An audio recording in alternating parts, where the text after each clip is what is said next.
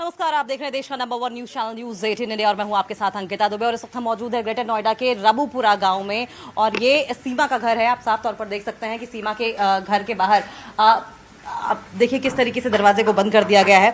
और आपको बताएं, थोड़ी देर पहले न्यूज 18 ने जब सचिन के घर के अंदर जाकर सचिन की मां से बात करने की कोशिश की थी तो ऑफ द रिकॉर्ड उन्होंने ये बताया कि सचिन की तबीयत खराब है। दरअसल सचिन टाइफाइड से ग्रस्त है और पिछले 5 दिनों की अगर बात करें तो सचिन घर पर नहीं आया है और 2 दिनों से पूछताछ लगातार सचिन से नहीं की जा रही है। लेकिन जिस तरीके से पूरा मामला सामने आया है, आपको बताएं कि सुर्खियों में है। चाहे गली नुक्कड़ चौराहों की बात करें या फिर विश्व स्तर की बात करें, ये पूरा मामला जो है वो गरमाता चला जा रहा है। और अब जो सीमा है वो सवालों के घेरे में है। और सवालों के घेरे में दरअसल इसलिए है क्योंकि जिस तरह के जवाब सीमा की ओर से दिए जा रहे हैं इन्वेस्टिगेशन एजेंसियों को, वो जवाब जो है वो इन्वेस्टिगेशन एजेंसियों के गले से उतरते हुए नहीं दिखाई दे रहे हैं। लेकिन इसके अलावा अब बड़ी अपडेट हम आपको ये बताएं कि अवैध तरीके से नेपाल के रास्ते भारत में दाखिल हुई सीमा हैदर अब जांच एजेंसियों के निशाने पर आ गई हैं। और वो इसलिए आ गई हैं क्योंकि सोशल मीडिया द्वारा सचिन को फंसाए जाने का शक जताया जा रहा है। और ऐसे में आपको बताते चले कि जितने भी सोशल मीडिया अकाउंट्स हैं सीमा हैदर के, वो खंगाले जाएंगे और साथ साथ जो यूट्यूब अकाउंट्स भी हैं वो भी खंगाले जाएंगे। और वो इसलिए खंगाले जाएंगे क्योंकि जांच एजेंसियां इस बात का शक जता रही हैं कि सचिन हैदर को पहले यूट्यूबर बनकर उसने अपने झांसे में फंसाया सीमा हैदर ने और उसके बाद वो भारत में दाखिल हुई है। किस तरीके से ये पूरी जो प्लानिंग है इसको अंजाम दिया गया है, क्या आईएसआई का लेना देना है इसमें और क्या आईएसआई के इशारे पर ही सचिन ने पूरी प्लानिंग के तहत माफ कीजिएगा सीमा हैदर ने पूरी प्लानिंग के तहत सचिन को फंसाया है, इस बात की पूरी जानकारी इकट्ठा करने की कोशिश जांच एजेंसियां कर रही हैं, चाहे आईबी हो या फिर एटीएस हो। और इसी खबर पर और ज्यादा जानकारी के लिए हम लोग कर लेंगे हमारे सहयोगी आनंद तिवारी, लगातार इस खबर को क्लोजली मॉनिटर कर रहे हैं। आनंद, अब जितने भी सोशल मीडिया अकाउंट्स सीमा के रहे हैं उन पर नजर है। जी देखिए, बिल्कुल अंकिता, 7 फरवरी 2022 से जो सीमा हैदर थी उसने सोशल मीडिया अकाउंट अपना एक्टिवेट किया और उसके बाद उसने लगातार सचिन मीना को लेकर ही अधिकतर पोस्ट की थी। यही वजह है कि जांच एजेंसियां लगातार जो उसका सोशल मीडिया अकाउंट है उसकी पड़ताल कर रही थी।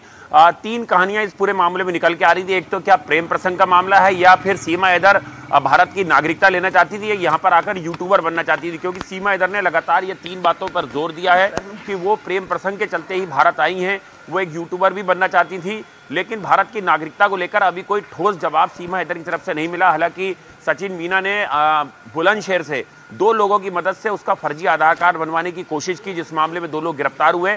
तो इसके पीछे क्या मंशा थी, ये तमाम चीज़ों की जांच यूपी एटीएस और यूपी पुलिस कर चुकी है।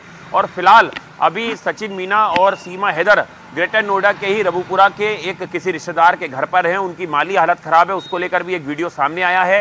यूपी पुलिस के साथ लगातार पूरा परिवार संपर्क में है और अब वो अपनी नौकरी का भी हवाला दे रहे हैं कि वो जहाँ रोजमर्रा के काम के लिए जाना चाहते हैं तो उनको वहां पर जाने दिया जाए। जी बिल्कुल, लौटेंगे हम आपके पास आनंद। लेकिन जिस तरीके से पूरा मामला सामने आया है, जाहिर तौर पर जांच एजेंसियों के कान खड़े हो गए हैं क्योंकि इस तरीके से 4 बच्चों के साथ एक साधारण महिला, जैसा कि सीमा हैदर दावा कर रही है, भारत में दाखिल हो जाती है, वो फिर नेपाल बॉर्डर के रास्ते। तो ऐसे में समझिए कि खतरा कितना ज्यादा बड़ा है। और खतरा इसलिए हो जाता है क्योंकि तमाम ऐसे मास्टरमाइंड है, तमाम ऐसे आतंकवादी हैं जो कि भारत में, हिंदुस्तान में घुसने की फिराक में रहते हैं। और ये छोटी छोटी जो कमियां हैं इन्हीं का फायदा उठाया जाता है। और यही वजह है कि जो शक का दायरा है वो और ज्यादा बढ़ता जा रहा है। और जांच एजेंसियां अब इस बात का पता लगाने में जुटी हुई हैं कि किस तरीके से सीमा हैदर ने इंडिया में दाखिला लिया है और किस तरीके से सीमा हैदर को, आपको बताएं कि यहाँ पर एंट्री मिली, कौन कौन सा वो जरिया था, किसके से उसने मदद ली है, किस किस का इस्तेमाल किया है, कहाँ कहाँ वो रुकी थी, कौन सा होटल था। ये तमाम सवालात हैं जो सीमा हैदर से पूछे गए हैं। लेकिन इस बीच आपको बताएं कि सीमा हैदर का एक और वीडियो सामने आया है। दरअसल ये वीडियो 72 घंटे बाद सामने आता है क्योंकि यूपी एटीएस लगातार सीमा हैदर और सचिन से पूछताछ कर रही थी और उसके बाद आईबी की भी इन्वेस्टिगेशन इस पूरे मामले में जारी रही है। लेकिन 72 घंटे बाद जो वीडियो सामने आया है, कहा जा रहा है किसान नेता का ये वीडियो है और किसान नेता सीमा हैदर और सचिन से बात करता हुआ दिखाई दे रहा है। और इस किसान नेता के मुताबिक सीमा हैदर और सचिन इस वक्त बहुत बुरे हालात से गुजर रहे हैं। पूरा परिवार जो है उसकी माली हालत ठीक रही है, क्योंकि सचिन जॉब पर नहीं जा रहा है, काम पर नहीं जा पा रहा है, सचिन के पिता भी काम पर नहीं जा पा रहे हैं, इसलिए अब उनकी माली हालत खराब होती चली जा रही है। और इसी के मद्देनजर अब उनकी ओर से प्रशासन से इस बात की गुहार लगाई गई है कि जल्द से जल्द उन्हें घर से बाहर निकलने की अनुमति दी जाए, जिससे कि वो अपने कामकाज को आगे बढ़ा सके, 2 वक्त की रोटी कमाने को कम से कम बाहर निकल सके। क्या कुछ ये पूरी रिपोर्ट है, किस तरीके से परिवार परेशान चल रहा है और क्या गुहार लगाई गई है, इस रिपोर्ट के जरिए समझ लीजिए।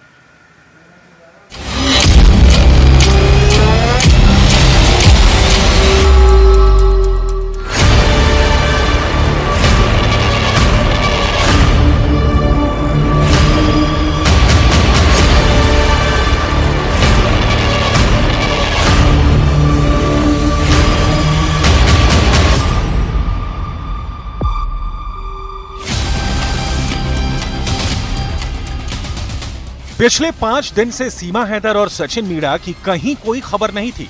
सचिन और सीमा को लेकर तमाम तरह के कयास भी लगाए जा रहे थे। सीमा के एटीएस कस्टडी में होने का दावा किया जा रहा था। सचिन और बच्चों को लेकर भी कई दावे किए गए थे, लेकिन एक वीडियो ने उन सभी सवालों पर विराम लगा दिया। और इस वीडियो में बाकायदा ये बताया जा रहा है कि जो परिवार है वो माली हालत से गुजर रहा है और अब उन्हें खाने पीने की दिक्कतें होने लगी हैं, जिसको लेकर एसएचओ को एक खत लिखने की बात भी इस वीडियो में सामने आ रही है। दावा है कि ये सचिन मीणा के रिश्तेदार का घर है, जहां सचिन मीणा भी हैं, सीमा हैदर भी हैं, सचिन के पिता नेत्रपाल मीणा भी हैं और सीमा के बच्चे भी यहां मौजूद हैं। इन सब के अलावा यहां पर एक चौथा शख्स भी मौजूद है, जिनका नाम है मास्टर स्वराज, जो भारतीय किसान यूनियन लोक शक्ति के राष्ट्रीय अध्यक्ष हैं। सीमा और सचिन को इस घर में रखने की वजह क्या है और क्यों ग्रेटर नोएडा के रबुपुरा से दूर उन्हें इस घर में रखा गया है, मास्टर स्वराज ने खुद बताया। मैंने इनसे समस्या पूछी कि आपको क्या परेशानी है, तो इन्होंने बताया कि हमको खाने पीने की बहुत प्रॉब्लम हो रही है, पुलिस के पहरे में हमको बिठा के रखते हैं, हम रोज़ कमाने खाने वाले आदमी हैं, गरीब आदमी हैं, और हमारे घर में अब खाने पीने की जो रोज़मर्रा की वस्तु हैं उनका ख़त्म हो गई हैं। तो मैंने इनको बताया कि आप अपना थाना इंचार्ज रबुपुरा को अपना पत्र लिख करके दें, ताकि वो अपने आला अधिकारियों से इसकी परमिशन लेकर के आपको खाने कमाने की परमिशन दें। दरअसल सीमा की पाकिस्तान से भारत आने के बाद से ही वो लगातार मीडिया में सुर्खियां बनी हुई हैं। सीमा से मिलने के लिए लोग उनके घर के बाहर कतार लगाए खड़े हैं। सीमा से बातचीत के लिए सुबह से लेकर शाम तक लोगों का हुजूम उनके घर के बाहर इकट्ठा रहता है। ऐसे में सचिन के पिता नेत्रपाल का कहना है कि उनके सामने रोजी रोटी का संकट खड़ा हो गया है। रोजाना की कमाई से पूरे परिवार का गुजारा चलता है, लेकिन उनका लगातार घर में रहना उनके लिए परेशानी का सबब बना हुआ है और इससे बचने के लिए उन्होंने एक रिश्तेदार के घर में पनाह ली हुई है। सचिन मीणा के जो पिता हैं वो भी इस वीडियो में आर्थिक तंगी की जो बात है वो कह रहे हैं, और जो स्थानीय नेता हैं उन्होंने एक जो लेटर है वो भी रबुपुरा थाने के जो एसएचओ हैं उनको लिखा है और ये कहा है कि परिवार के जो सदस्य पहले से ही नौकरी कर रहे थे वो फिर से नौकरी पे जाना चाहते हैं और उसके लिए उन्होंने पुलिस को एक खत लिखा। हालांकि नोएडा पुलिस ने पहले ये साफ कर दिया है कि परिवार का कोई सदस्य अगर नौकरी पे करना चाहता है या नौकरी पे जाना चाहता है तो उसके लिए बिल्कुल भी मनाही नहीं है। सचिन और उनके परिवार को कहीं बाहर जाने की इजाजत नहीं है। ऐसे में सचिन और उसके पिता ने रबुपुरा थाने में पत्र दाखिल किया है कि उन्हें नौकरी के लिए दिल्ली नोएडा से सटे इलाकों में जाने की इजाजत दी जाए।